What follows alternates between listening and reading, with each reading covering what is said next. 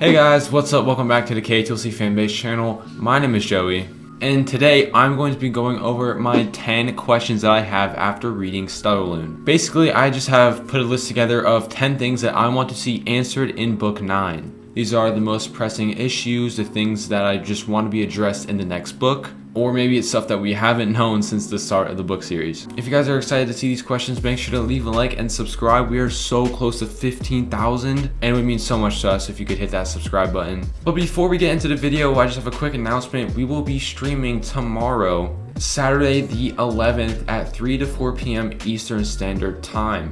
The other times and more information will be on screen right now. We'll be live streaming for 1 hour. It's going to be a really fun time, and if you guys are able to make it, we highly recommend it because it's just a fun place to go and chat with other KotLC fans as well as us. We're going to try to play some games live like Rip It or Ship It, so get excited. Without further ado, let's get straight into question number 1. The first thing that came to my mind when I was looking for questions for this video is, where is Ro? Where did she go? Is she okay? Sophie had like this mark that she was supposed to alert Ro when like Keith came back. And they triggered it and Ro just didn't come back. So I don't know where she is she okay or not. She was looking for Cadfell and like the band of like rogue ogres. So hopefully there's nothing bad going on over there. But I know Shannon, probably she's going to be captured or she's going to be hurt or injured. So we'll just have to find out in book 9. But hopefully she is okay. Let's move on to question number 2. So I did first think of Ro, but obviously the big question hanging over all of our heads is, who is Elysian? Now, I don't think Elysian is going to be a character that we already know. So when I say who is Elysian, I mean like what are they? Like where did they come from? How do they have this ability? So for trying to answer this question, I feel like Elysian could be like the first elf. I've seen that theory popping up. And I think Elysian, whoever she is, she's a girl. And whoever she is, she's got to be very powerful. Maybe some experiment was done on her. Maybe she can like harness the power of Stellarlune somehow. We don't know, and that's my first and pretty much main question that I'm going into book 9 with, and probably going to be answered in the first chapter of book 9 when they, fight with her. I don't even know what they're going to do. Question number 3, what is in the other counselor's caches? They opened Kenrick's cache, and he did have a lot of like kind of useless information. There was some useful stuff in there, but it makes me wonder, what are the other forgotten secrets? And I don't know if this question is going to be answered. We might open like one other cache. I don't know. Maybe it could be like Brontes or something like that. But it just makes me wonder how much stuff is buried, how much like elven history is buried under those caches that we're never going to know about.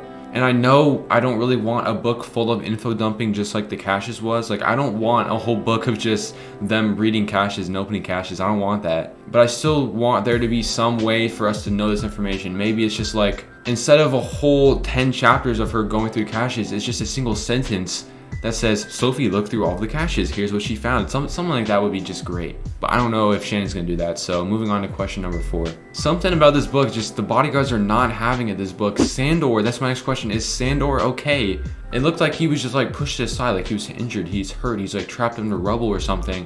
So here's my thing, I don't think he's dead at all. I just think he's probably hurt. Because if he was dead, I feel like that's not the type of thing that they would do. Because I feel like if he was dead, what they would do is have his death scene like when he actually dies, and not like, oh, we just fought Elysian and stuff, let's go check on Sandor and he's dead. I don't think that's gonna happen at all. So I'm pretty sure he is okay, but that's just my question. I just hope he's safe. Question number 5, what is Elysian's ability? How can she stop abilities? We all saw the first thing that she did was just stop everyone's abilities, and I have no idea how she did that. Obviously that's not an ability that's already in the Lost Cities. It might be some like opposite of an enhancer. It might be a whole new ability. As I said before, it could be an experiment or something to do with Stellarlune. We don't know, but I'm really interested in seeing how she got this ability, or what even it is. And actually it probably has something to do with Keith, probably numbing people's abilities somehow. I don't really know.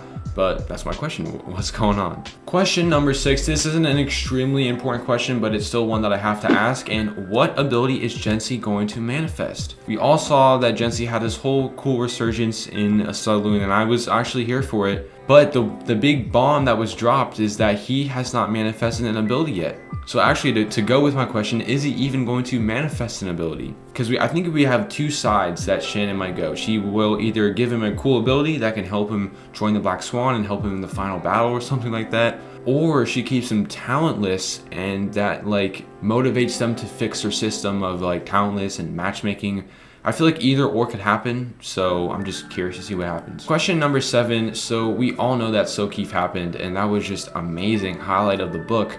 But now the question is, can Dex and Biana happen? Is that possible? I feel like there was like one moment there where like Biana chose Dex to work with her on like an assignment or a quest or something like that. And apart from that, there wasn't much, but it still gives me hope. I feel like maybe there could be like an epilogue and we see like Dex and Biana are together or something, but I don't really know how possible it is in like the next book, because I don't know how she's gonna fit that into there, and we'll get to that later. Number 8, I had to include this here. We've been asking this question since book 1. Who is Sophie's father? It's crazy that we still don't know the answer to this question, and I'm starting to get worried that we won't know. Shannon said that she's gonna start answering all these questions, so this has to be answered. This is the biggest question that we've had since book 1.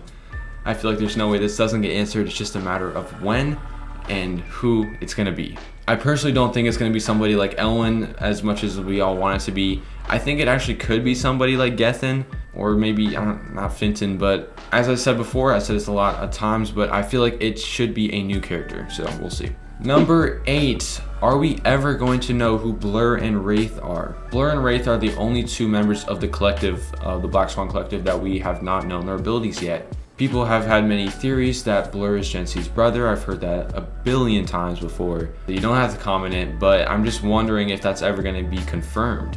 I feel like it's just so hard for Shannon to fit these details into there, because like there's not really a time for them to just say, oh, I'm this person, because they have all this stuff going on with Keith, the Never Seen, Lady Zella. Like there's just no time for all this stuff, all of my questions. There's no time to answer them. Which brings me to my last question.